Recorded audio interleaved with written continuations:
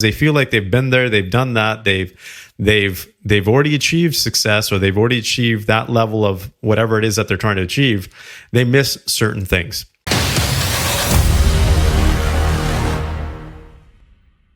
Hey, let's jump into this conversation about performance and why it's so important. And for those of you who do not know, one of the key things that we focus on is performance. That is one of the key pillars of the work that we do with individuals, because we help them go from let's just say, if they're performing at a level 5 to a level 10, or if they're performing at a level 8 consistently at about, let's just say 60%, and they want to perform at a level 8, let's just say at 90% of the time, we can do that as well. So it's all about performance. And one of the key factors for performance is confidence.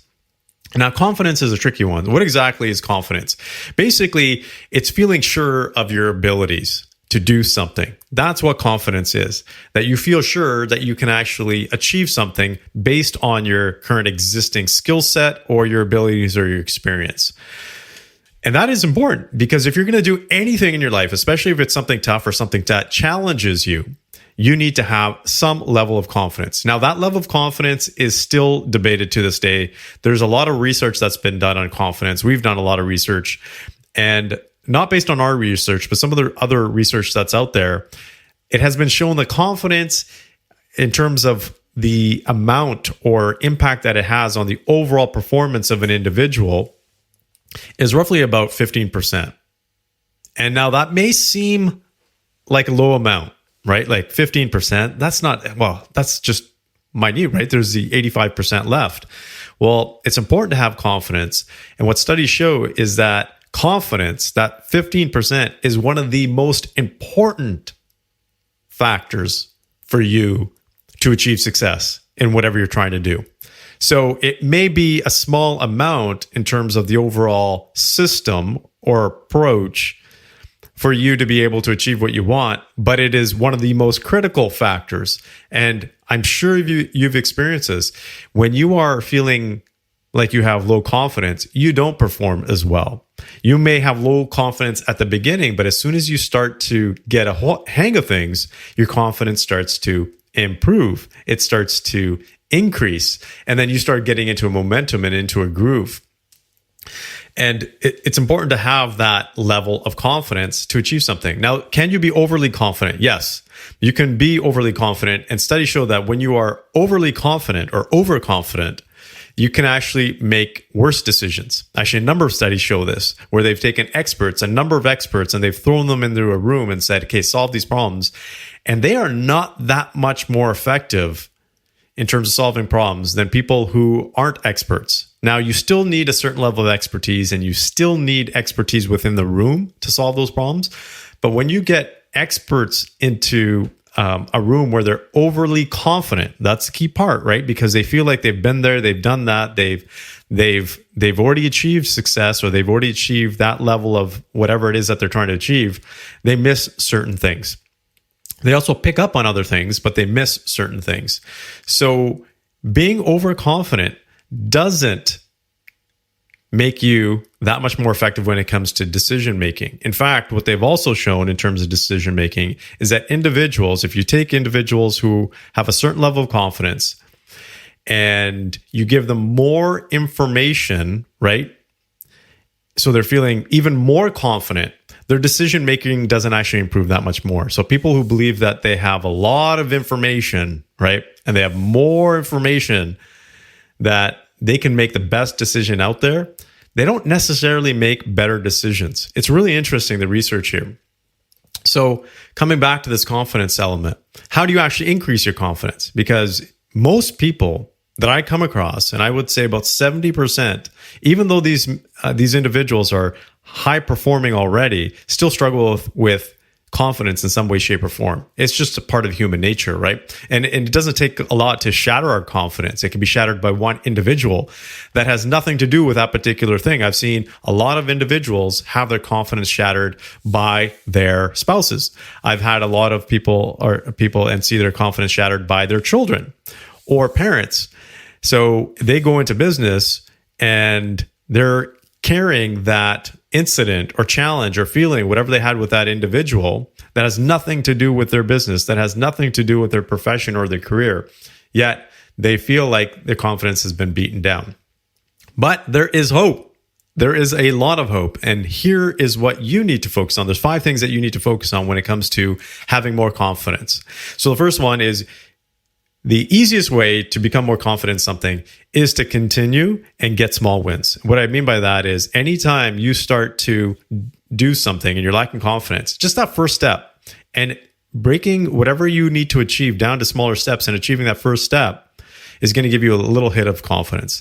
Then you take the next step, and that's going to give you a bigger hit of confidence. And you continue to take little steps until your confidence gets to that level that you're comfortable with, right? And that is the key. You want to have a comfortable level of confidence. You don't want to be overconfident, because that's when people make mistakes, right? When it comes to some of the biggest, let's just say, accidents, trucking, for example, and people don't do the checklist.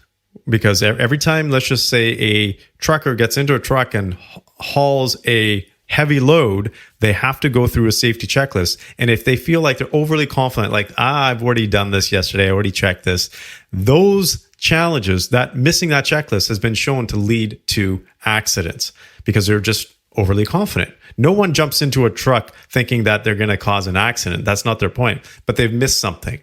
So small wins is very important. The second one is visualizations. This is something that I did at a very, very early age. And this is, I would say, the number one thing that I did to improve my confidence. And it helped me in such a large degree.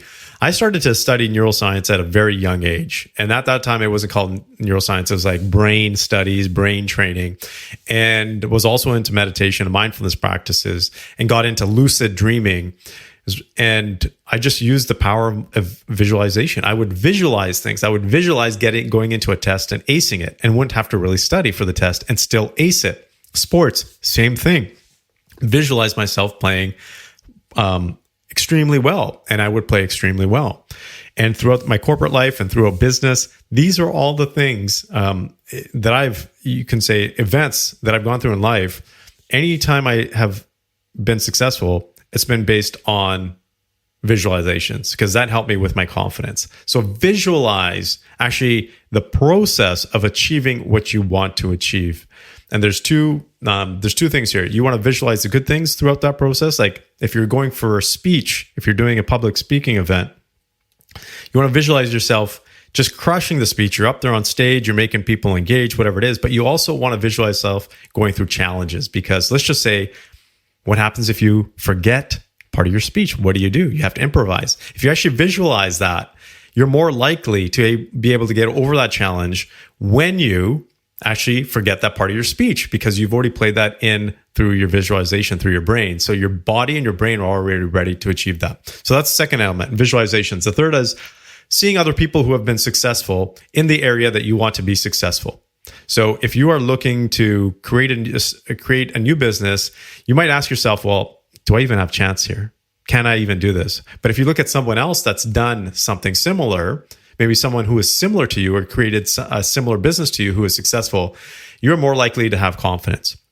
So find those instances where other people out there have done what you want to do. The fourth element is people. Support yourself around positive people who have a strong belief in you, because the moment that you feel like you can't do it and someone says you can do it, let's get you back on the horse, let's get you back there because I believe in you 110%, that can just boost your confidence. There's so many times throughout my life, if I look back at some of the key factors or key decision points or pivotal moments, I call them, when my life changed, a lot of it had to do with people who had belief in me when I didn't even have belief in myself. And so you need to be your biggest cheerleader. Yes, absolutely. But if you have other cheerleaders beside you, it's going to help you that much more. So seek out comfort.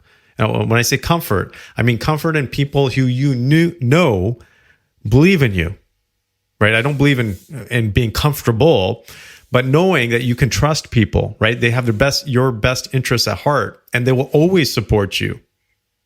even during those times when you don't have confidence in yourself. And the fifth factor is what people call them affirmations. Some people call them mantras, your motto, whatever it is, but verbally speaking out loud what you are trying to achieve, the process of trying to achieve it. So you can say to yourself, if it's a public speaking event, I'm going to go out there and crush this public speaking event. I'm going to go out there. I'm going to be funny. I'm going to be engaging. The audience is going to laugh. They're going to absolutely love every single point that I make. I'm going to be on point. I'm going to know my stuff. And if I have a hiccup, I'm going to be able to get through it. If you start talking to yourself in an optimistic way, you're going to start to believe it. You're going to start having more confidence in yourself. And people say, does that actually work? Yes, it absolutely works. And if you do all 5 of these things, so having small wins, for example, visualizations, seeking out other people who have had the successes that you want to have, having a strong support group, and doing affirmations or mantras, you combine those 5 factors, it's going to shoot your confidence through the roof. So doing one is going to, yes, improve your confidence. Doing all 5 is going to take you to a completely different level. So if you're struggling with confidence, those are the 5 things that you need to focus on. Take care.